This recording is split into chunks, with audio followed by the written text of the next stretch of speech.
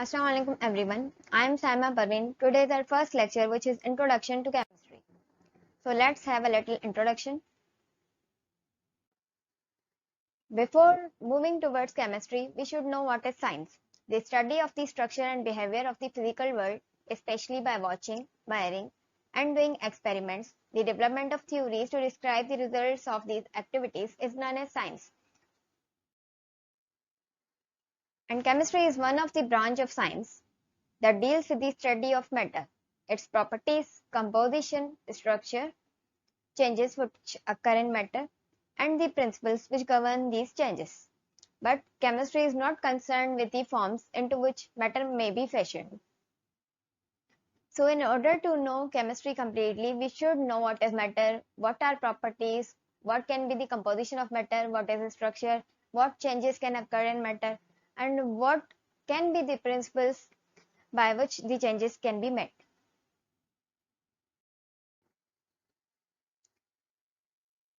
So, matter is anything that occupies a space and has mass. Everything in the universe is matter.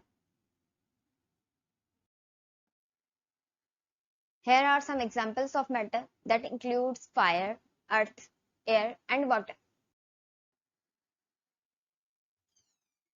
In order to know the properties of matter, we should know the basic states of matter. The basic states of matter are solid, liquid, and gas. The solid state has definite shape and volume of its own, whereas the liquid state does not have its own shape but has its own volume. The gaseous state neither has its own shape and nor its own volume.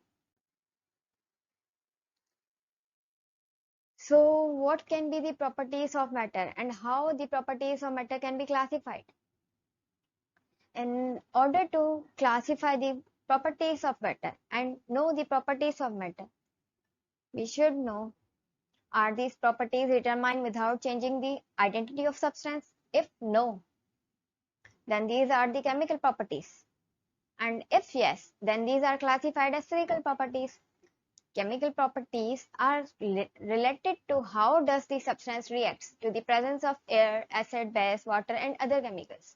Whereas physical properties are classified on the basis of amount of matter.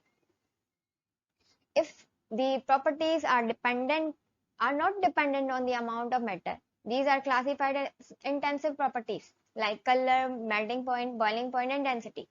Whereas if these properties depend on the amount of matter, then these are extensive properties. For example, mass, volume, shape, and length. So what is composition and structure? Composition is anything from which a matter is made of. So if we are taking example of water, what can be the composition of water? The composition of water is 2 hydrogen and 1 oxygen atom. Whereas if we are talking about the structure is anything which joins these atoms together and gives shape. So the structure of water is angular and bent. Inshallah, we will have a detailed lecture on chemical bonding in order to know the different structures of different compounds.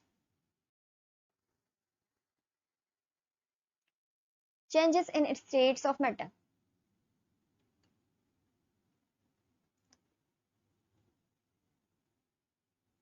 Like solid has different properties, liquid has different properties, and gas have different properties. If water can exist in 3 different states, so how these changes occur? The study of these changes is known as chemistry. And how these changes occur? By adding heat. So the reason why these changes are occurring is known as principle. So here the principle is heat.